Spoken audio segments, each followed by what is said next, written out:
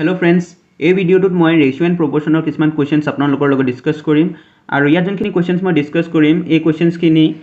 মই লৈছোঁ quantitative aptitude বাই doctor RS. Agarwal এই বুকখনৰ পৰা আপোনালোকেও এই বুকখন ফ'ল' কৰিব পাৰে ইয়াত আপোনালোকে বহুতখিনি প্ৰেক্টিছ কৰিবৰ কাৰণে কোৱেশ্চনছ পাব আৰু বেছিক মেথমেটিক্সৰ কাৰণে এখন ভাল হয় বুকখন আহক তেতিয়াহ'লে আমি ফাৰ্ষ্ট কুৱেশ্চনটো চাই লওঁ এই কুৱেশ্চনটোত আমাক দিছে the prices of A scooter and A TV are in the ratio' 7:5 If the scooter cost rupees 8,000 more than a TV set, then the price of a TV set is. Question dot amak ekhon scooter aru eta TV juntu dam ase tar ratio dia ase. Thik ase scooter khonor 7 aru TV 5. 7:5 ratio amak tehetor damor ratio to dia ase. Thik ase. Tarpor amak aru eta information dise je the cost of scooter is 8,000 more than a TV set. স্কুটাৰৰ দাম টিভিতকৈ 8,000 টকা বেছি হয় সেইটো আমাক information এটা দিয়া আছে স্কুটাৰখনৰ দাম টিভিতকৈ 8,000 টকা বেছি আছে এতিয়া এইকেইটা ইনফৰমেশ্যনৰ পৰা আমি কি কৰিব লাগিব এই টিভিৰ একচুৱেল যোনটো প্ৰাইচ হয় সেইটো উলিয়াব লাগিব ঠিক আছে তেতিয়া যেহেতু আমাক এইটো ৰেচিঅ' দিয়া আছে আমি এইটো লিখিব পাৰোঁ 7x 5x ঠিক আছে 7x আৰু 5x লিখিব পাৰোঁ এইকেইটা হৈছে স্কুটাৰখনৰ প্ৰাইচ আৰু এইটো হৈছে টিভিটোৰ প্ৰাইচ ঠিক আছে এতিয়া আমাক কোৱেশ্চনটো যেহেতু কৈছে স্কুটাৰখন 8,000 টকা বেছি হয় টিভিৰ দামতকৈ ঠিক আছে তো আমি এই দুটাৰ ডিফাৰেন্সটো যদি লওঁ তেতিয়াহ'লে এইটো 8,000 হ'ব স্কুটাৰখনৰ দাম আৰু টিভিৰ দামৰ যোনটো পাৰ্থক্য আছে সেইটো হৈছে 8,000 টকা অলৰেডি আমাক কুৱেশ্যনত দিয়া আছে ঠিক আছে তো এতিয়া আমি এইটো যদি সলভ কৰোঁ তেতিয়াহ'লে 7x - 5x এইটো হৈ যাব 2x 2x = 8,000 হ'ব আৰু আমি ইয়াৰ পৰা xৰ ভ্যালুটো উলিয়াই ল'ম তো xৰ ভ্যালু হৈ যাব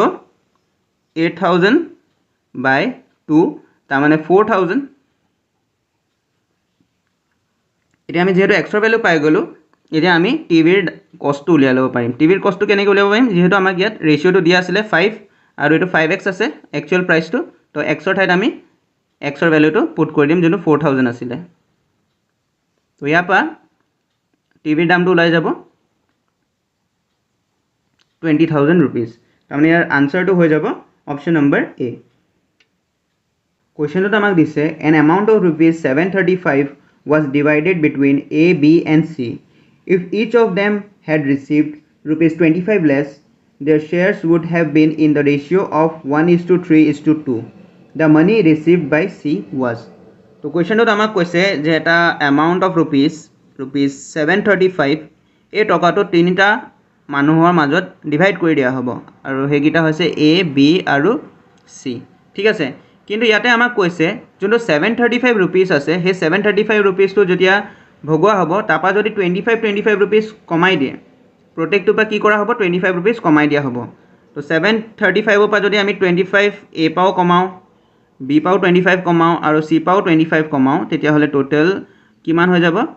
টোটাল 75 रुपीस কি হৈ যাব এই 735 পৰা কমি যাব তো 735 পৰা আমি যদি 75 মাইনাস কৰি দিও তেতিয়া হলে এটো হৈ যাব 660 रुपीस কথাটো বুজি পাইছনে মই আকবাৰ ৰিপিট কৰি দিছো কোৱেশ্চনটোত আমাক 735 रुपीस তিনটা মানুহৰ মাজত ভাগ কৰা হ'ব বুলি কোৱা হৈছে কিন্তু তাৰ আগতে A B আৰু C পা যদি 25 रुपीस কমাই দিয়া হয় তেতিয়া হলে টোটাল এমাউন্ট এটা আমাৰ ওচৰত কিমান আছে 660 আৰু এই 660 টো যদি আমি এহেতৰ মাজত এটা ডিভাইড কৰো তেতিয়া হলে তেহেতৰ ভাগত কিমানকে পৰিব হেটো আমাক ৰেচিঅ' দিয়া আছে আৰু হে ৰেচিঅ'টো হৈছে 1:3:2 কোৱেশ্চনটো বুজি পাইছেনে আমাক এই এমাউন্টটো এই ৰেচিঅ'ত ভাগ কৰা হৈছে বুলি কোৱা নাই 25 টকা কমাই দিয়া পিছত যোনটো এমাউন্ট থাকি যাব হে থাকি যোৱা এমাউন্টটো যেতিয়া A B C মাজত ভাগ কৰি দিয়া হৈছে তেতিয়া এই ৰেচিঅ'টোত ভাগ কৰা হৈছে বুলি আমাক কৈছে এতিয়া আমাক কোৱেশ্চনটো সুধিছে যে C এ কিমান শেয়াৰ পাব হেটো আমাক উলিয়াব দিছে তো এটো আমি কেনেকৈ উলিয়াম তো আমাক যেহেতু ইয়াত ৰেচিঅ' দিয়া আছে এই ৰেচিঅ'টো পৰা আমি কি কৰিব পাৰো এটো x বুলি ধৰি লব পাৰো এটো 3x আৰু এটো 2x যোনটো তেওঁলোকৰ এমাউন্ট আছে আৰু এই গুটেইখিনিক যদি আমি প্লাস কৰি দিও তেতিয়া হলে এটো কিমান হ'ব লাগিব 660 কিহৰ কাৰণে 25 টকা 75 रुपीस এই 735 পৰা কমাই প্লাই যোনটো এমাউন্ট থাকি যাব হেখিনিকে এই ৰেচিঅ'টোত ভাগ কৰিব কোৱা হৈছে এই কোৱেশ্চনটোত ঠিক আছে এটা ভাগ কৰি দিয়া পিছত টোটালটো যদি আমি কৰো তেতিয়া হলে 660 পাব লাগিব তেতিয়া হলে আমি এখিনি যদি সলভ কৰি দিও x ৰ ভ্যালু ওলাই যাব ঠিক আছে তো এখিনি এটা সলভ কৰিম এটো 3x 2x আৰু এফলে x তাৰমানে এটো হৈ যাব 6x = 660 ঠিক আছে ইয়াৰ পৰা x ৰ ভ্যালু আমি পাই যাম 660/6 6 এটো হৈ যাব 110 x ৰ ভ্যালু আমি পাই গলো এটা x ৰ ভ্যালু পাই গলো আমি কি কৰিম যেহেতু c ৰ আমাক শেয়াৰ উলিয়াব দিছে তো ইয়াত c ৰ ভ্যালুটো হৈছে 2x c ইকুয়াল টু হৈ আছে 2x তো আমি লিখিব পাৰো 2 * 110 তো 2 * 110 কৰিলে এটো 220 হ'ব ঠিক আছে এতিয়া এই 25 টকা যোনটো কাটি দিয়া হৈছিল সেই 25 টকাটো যদি c দিয়া হয় তেতিয়া হলে টোটাল তাৰ শেয়াৰ হৈ যাব 245 ঠিক আছে তো টোটাল 245 रुपीस 735 পা c এ পাব আৰু সেই কাৰণে এই কোৱেশ্চনটোৰ আনসাৰ হৈ যাব অপচন নম্বৰ ডি 245 ঠিক আছে এতিয়া আমি নেক্সট কোৱেশ্চনটো চাই লওঁ কোৱেশ্চনটো আমাক দিছে an amount of rupees 2430 is divided among a b and c such that if their share be reduced by rupees 5 rupees 10 and rupees 15 respectively the remainder shall be in the ratio of 3:4:5 then b share was এটো আগৰ কোৱেশ্চনটো হৰি অকমান একে হয় ইয়াতো আমাক কি কৰিছে এটা টকা এটা এমাউন্ট দি দিছে টোটাল এমাউন্টটো হৈছে 2430 रुपीस এতিয়া এই টকাটো কি কৰা হৈছে a b আৰু c মাজত ভগাই দিয়া হ'ব কিন্তু ইয়াতো এটা কন্ডিশন দি দিছে যদি a পা 5 টকা কমাই দিয়ে b পা যদি 10 টকা কমাই দিয়ে আৰু c পা 15 रुपीस যদি কমাই দিয়ে তেতিয়া হলে তেহেতৰ মাজত যোনটো টকা ভগোৱা হ'ব তাৰ ৰেশিওটো হৈ যায় 3:4:5 ঠিক আছে আৰু তাৰ পিছত আমি b ৰ কিমান শেয়াৰ হয় হেতু উলিয়াব লাগিব ঠিক আছে তো ইয়াতে আমি ফাৰ্স্ট যোনটো টোটাল এমাউন্ট আছে আমাৰ হেতু হৈ গৈছে 2430 रुपीस ঠিক আছে তাৰ পিছত এই পইচাটো আমি a b আৰু c মাজত ভগাব লাগিব কিন্তু ভগোৱা আগতে কি কৰা হৈছে a পা 5 টকা এটা কমাই দিয়া হ'ব b পা 10 টকা এটা কমাই দিয়া হ'ব c পা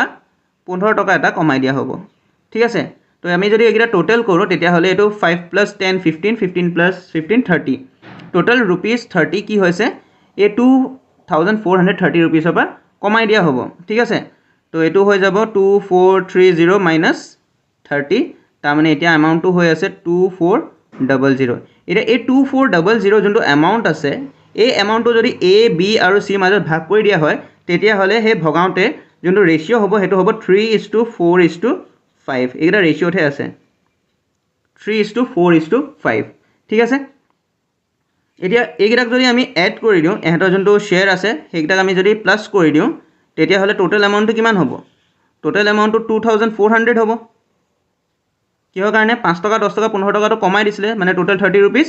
যোনটো টোটাল এমাউন্ট আছে তাপা কি কৰি দিয়া হৈছিলে কমাই দিয়া হৈছিলে ঠিক আছে তো সেই কাৰণে এই তিনটা শেয়াৰক যদি প্লাস কৰো তেতিয়া হলে 2400 रुपीस হ'ব এখিনি এতিয়া আমি সলভ কৰিম তো এতিয়া 3 + 4 7 7 + 5 12 12x = হৈ যাব 2400 ঠিক আছে ইয়াত আমি x ৰ ভ্যালু উলিয়াই লম 2400 ডিভাইড বাই 12 তো 12 * 2 = 24 হয় তাৰ মানে ইয়াৰ আনসাৰটো হৈ যাব 200 মানে x ৰ ভ্যালু 200 পাই গলো আমি এটা কোৱেশ্চনটো আমাক b ৰ শেয়াৰটো উলিয়াব লাগিব এটা b ৰ শেয়াৰ কিমান হৈ আছে b ৰ হৈ আছে 4x ঠিক আছে b ৰ শেয়াৰটো হৈছে 4x তো ইয়াৰ পৰা হৈ যাব 4 * x ৰ ভ্যালু আমাৰ ওচৰত আছে 200 তাৰ মানে 4 * 8 800 रुपीस 800 रुपीस b এ পাব যদি 5 টকাটো সৰি 10 টকাটো টাপা কমাই দিয়া হয় যদি 10 টকাটো দি দিয়া হয় একচুয়ালি যদি 2430 रुपीस যদি তাক দিয়া হয় তেতিয়া হলে হে এক্সট্ৰা আৰু 10 টকাটা পাব তো টোটাল তাৰ এমাউন্ট হৈ যাব 810 रुपीस এটো হ'ব আনসাৰ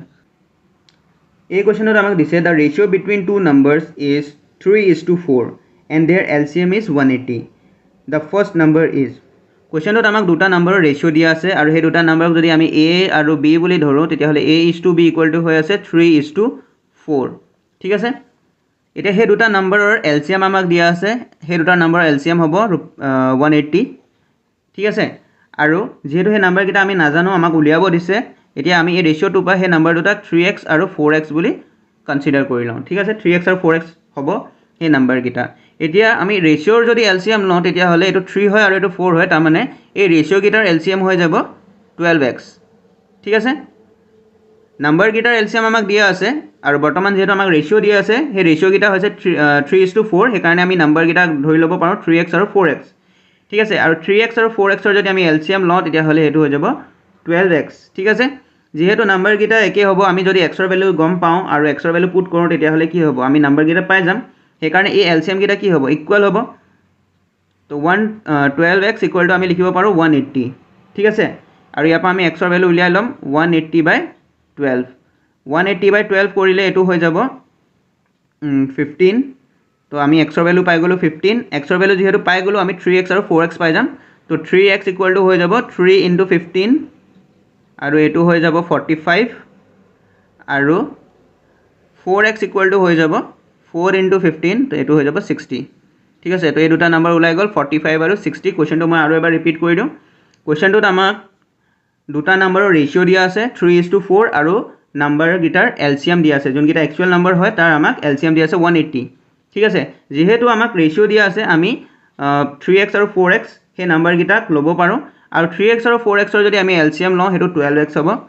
আৰু যেহেতু একেই নাম্বাৰ হয় আমাক ৰেচিঅ' দিয়া আছে ৰেচিঅ'টোক সলভ কৰিলে আমি নাম্বাৰটো পামেই সেইকাৰণে এলচিএম কেইটা কি হ'ব 12x ইকুৱেল টু আমি 180 লিখিব পাৰোঁ আৰু ইয়াৰ পৰা আমি এক্সৰ ভেলু 15 পাই গ'লোঁ আৰু যোনটো এক্সৰ ভেলু পাই গ'লোঁ যিহেতু সেইকাৰণে আমি নাম্বাৰকেইটা পাই যাম যদি সেই এক্সৰ ভেলুকেইটা আমি 3 আৰু 4 লগত মাল্টিপ্লাই কৰি দিওঁ ঠিক আছে তো নাম্বাৰকেইটা হৈ যাব 45 আৰু